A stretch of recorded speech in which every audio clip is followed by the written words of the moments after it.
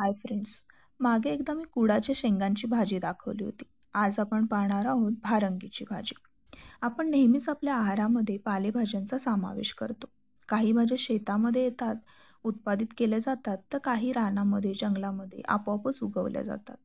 तर या ज्या भाज्या आहेत, त्या पावसाळी खूप साऱ्या पाहायला मिळतात. तर आता आपण बघणार आहोत भारंगीची भाजी.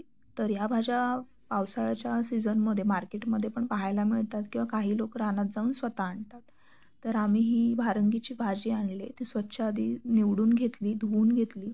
मग तिला चिरून आम्ही कुकरमध्ये 2 ते 4 शिट्या वाफवून घेतल्या आणि ह्याच्यामध्ये वेगवेगळ्या डाळी तुम्ही टाकू शकता. आम्ही चण्याची डाळ वापरली आणि आता ही जी भाजी आहे तिचा तुरटपणा किंवा कडवटपणा घालवण्यासाठी आपण थोडीशी तिला पिळून घेणार आहोत.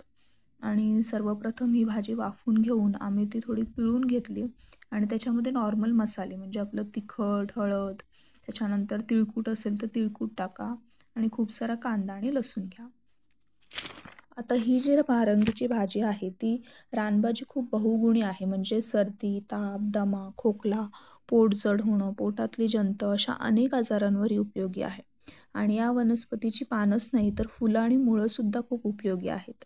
तर आपण कढईमध्ये तेल चांगलं गरम झाल्यानंतर त्याच्यामध्ये कांदा आणि लसूण टाकले आणि ते चांगले ट्रान्सलुसंट झाल्यानंतर त्याच्यामध्ये आपली भाजी जी आपण ऑलरेडी मसाले टाकले होते ती ॲड केले.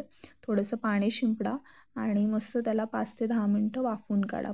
वाफ येऊ द्या की झाली तुमची भारंगीची भाजी तयार. याच्यामध्ये चणा डाळ, उडीद डाळ तुम्ही काहीही वापरू शकता.